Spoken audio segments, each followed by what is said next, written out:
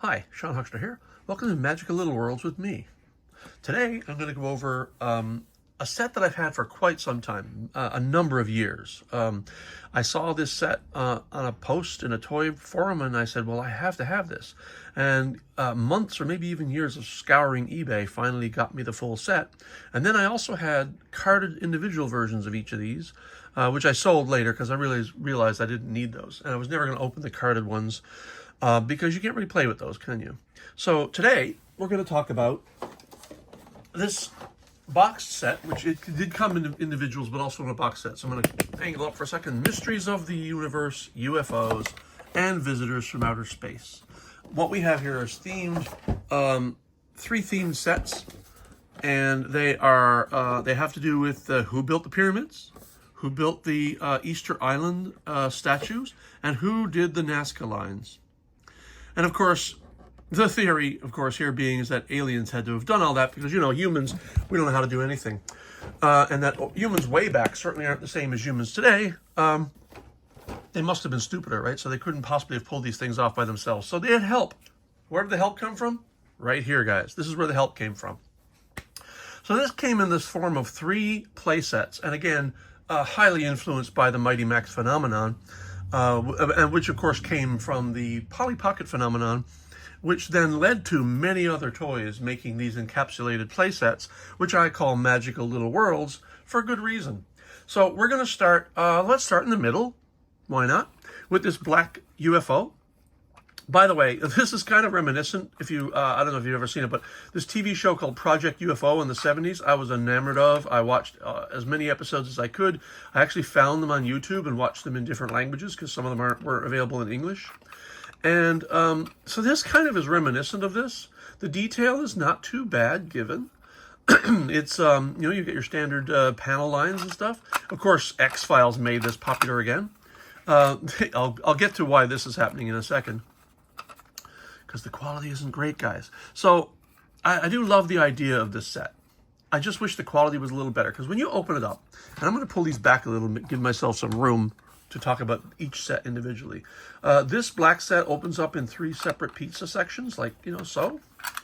And inside, you are revealed a magical little world. And the reason this was off is that these hinges don't really line up very well. When I say the quality's low, I really mean it. The quality, I'm going to pull out a little bit here. The quality of these sets is not high. You can feel and hear the plastic. It's just not great. But putting that aside for a moment, not worrying too much that the quality of the plastic and stuff may not be awesome, you do actually have a fun play set. In this set, you are obviously flying over the pyramids of Egypt, except this is not a pyramid. This is a tetrahedron, which is a 4-sided triangular shape, which pyramids would naturally evolve from if you extended to one more side. This is a pyramid, obviously. So you've got green. I don't know if this is supposed to be primordial soup or what the deal is here, but inside the UFO, you've got this column, a power column of some kind. This doesn't do anything. Pipes and machinery, and then a hinge here. This is a vat of some sort. Don't know what's supposed to be, but you can tell, I think this is like insect seeds because insect eggs, because this definitely looks like a hatchery. And you get these massive slugs. If this is a pyramid, these are massive, right? And these slugs turn into maybe this, but this is, this looks more like a machine. Maybe, of course, if you watch my videos, you know I can't do any of these without dropping something on the floor. Again, not on purpose. So let's get to what the meat of this one is. This one opens up into sections, and the sections come like so. They don't open past this point here, so be careful. So you can't like open them up fully. But you can open them up individually and pull out. Each one comes with 4 aliens, and we'll put those aside for the moment. And this thing, which actually goes up here, this came off, but it doesn't stay on very well anyway. But this is a cover for this egg vat. And let's talk about what's inside. So what's inside is clearly the skeletons of what looked like dinosaurs, or certainly there's human skeletons in here. I'm not sure if they're dinosaurs or animals, really. It's kind of hard to say. But there's definitely a large variety of different skeletons in here. Over here, you got some more machinery, and you've got maybe a ramp or stairway out, and then more machinery here, which maybe is the engine or power supply of this UFO. The accessories. So each of these sets centers around an Earth phenomenon that crackpots consider could have been done by aliens. And in this case, it's the pyramid. Now, each one also comes with these machines. And, there's no telling what these machines do, but they're definitely of alien origin. And they were probably, since the whole idea of this concept is they help build the pyramids, these are probably construction machines designed to help build the pyramids, including this one, which looks a bit like these slugs. So maybe the machinery or maybe even the aliens themselves look like this. Or the aliens don't because they're here, but some portion, maybe their work beasts or something looked like this, and the work beasts were maybe responsible for creating the pyramids.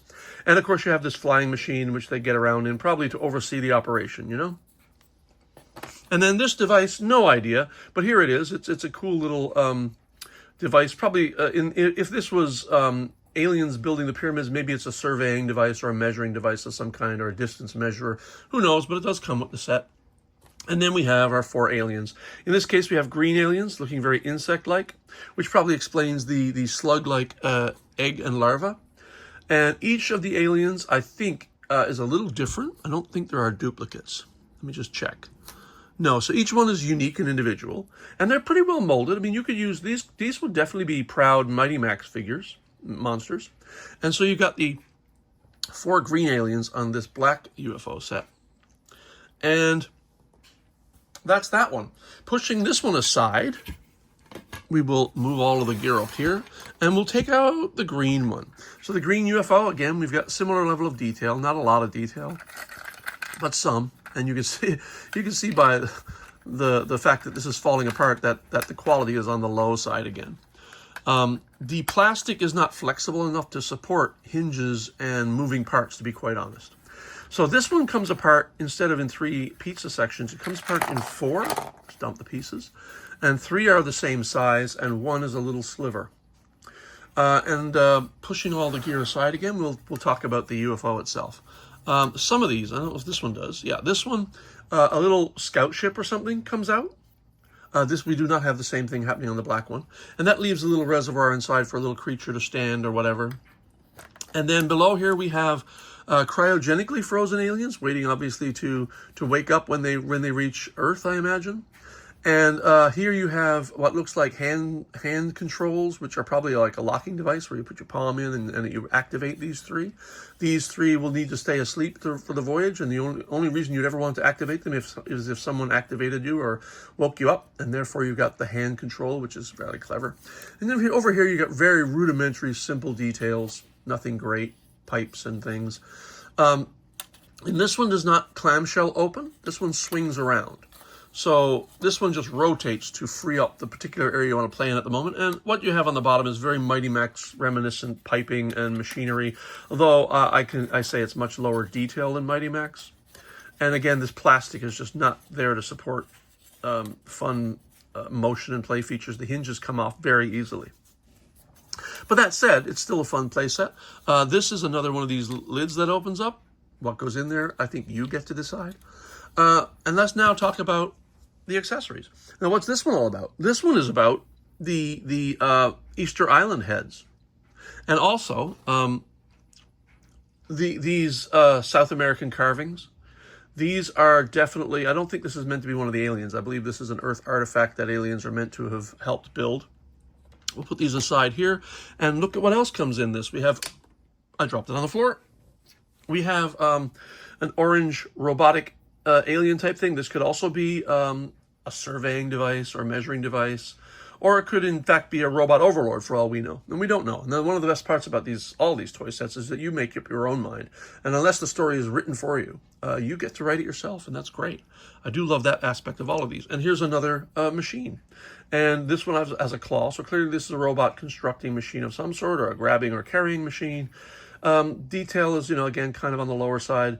This is not something you'd expect to see on a Mighty Max set. Their quality is much higher. But got to give it to them. They tried, and I can't argue too much with the fact that they did it in the first place, and I do love that. Now here, dropping one on the floor, we have, well, I love these because these are your standard grays, right? Your standard grays made famous in TV shows and movies of the 70s, and of course X-Files and other shows like that. And each of these, again, are unique. No duplicates of these 4. And I give them props for that. These look very similar, but they are not the same. And that's the gray aliens in the set that helped build the statues on Easter Island. Didn't you know? Let's move that one aside and all of its accessories and pull out the blue one, the last of the 3. The blue one also has a cap that removes. Well, let's talk about the detail again. This one's probably the lowest of the details. Not really great. The top does pop off, I believe, on this one, and it reveals this little guy because I don't think I could find room for him inside. And then there's a little place and a column here that goes way down to the bottom. And this, again, is probably a scout ship of some sort because it's got what look like, repelling engines that you often see in UFO shows. And let's get to this one. So this one opens up, much like the others, in 3 sections. Again, the hinges are really kind of flimsy, not great. Don't give them too much stress, or they may break. I'm not kidding. And putting aside the accessories for a moment, we'll talk about more about the interior of the UFO. This one's got your central column, like I think all 3 do. This one has space to stand inside, which is fine. The rudimentary details out here are similar in all these sets. Usually inside here, something's rattling around in there. I don't know if there's another piece. Yeah, okay, so there's another piece here too. Let me get that out of there. Inside, you've got a spider shape, which I'm assuming inspired the Nazca lines, the famous spider shape of the Nazca lines. So it must have been like, hey, this is a part of our ship. Now we must carve it into the earth. And you get your rudimentary machinery and cables. Again, much lower detail than you'd find in a set like Mighty Max. And the floor has pretty rudimentary, but, like I said, they tried. And still, if you give this to a kid, their imagination's going to run wild. You know it. I can't fault it. The only thing I really do fault them for is the flimsiness of the hinges, which fall off way too easily, and that's going to discourage anybody from playing with it. But that said, let's move on to the accessories. The accessories, we start again with the artifacts.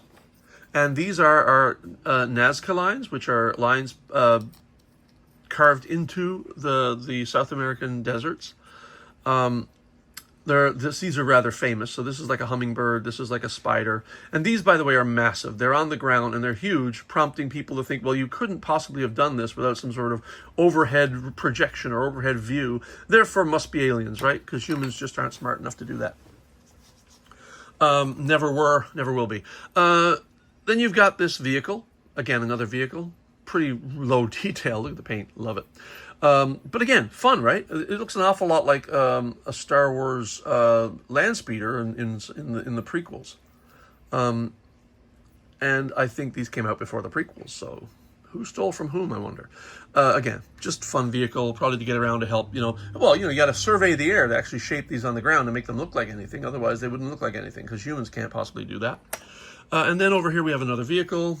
This one looking much more like an arcade machine fighting alien ship.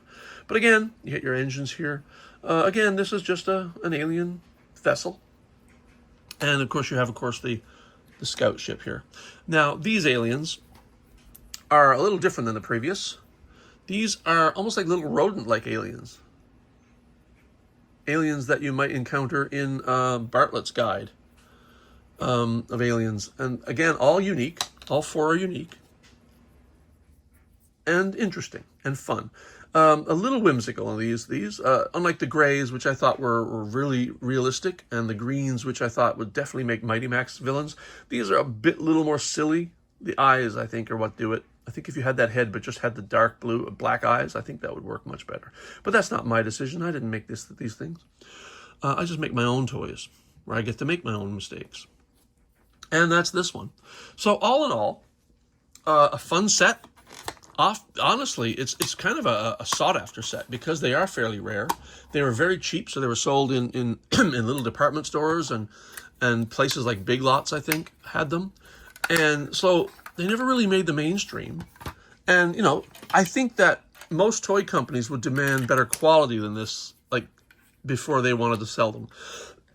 You wouldn't probably find Toys R Us back in the day scrambling to sell these on their shelves. Because, see, this is why. On the floor again. And this is why earlier when you saw this, I had this little cap stashed in here because it just doesn't stay on. And you can hear the creaking and almost breaking of the plastic as they close. But other than the quality, what have the Romans done for us? Anyway, other than the quality, I still think this is a great set, and I'm really glad to own them. It is a quirky conversation starter. I can certainly talk all day about these if anybody was interested, and I'm not going to diss them very much. Quality low, intent very, very high. So I'll give them props for that. Anyway, I just wanted to introduce these to you in case you hadn't seen these before. In certain collector communities, they're quite well known, and in others, nobody's ever heard of them. So here they are. And this, again, is the Mysteries of the Universe UFO series. I don't even know if there's a maker's name on here. Minor variants may occur in actual product, distributed by Midwestern Home Products, Wilmington, Delaware, made in China.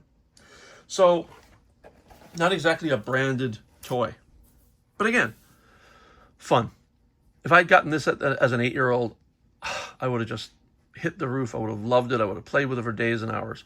Okay, guys, that's enough for me. Hope you enjoyed this. I certainly did. Now I've got to pack them back all in and put them away again. All right. See you next time, guys.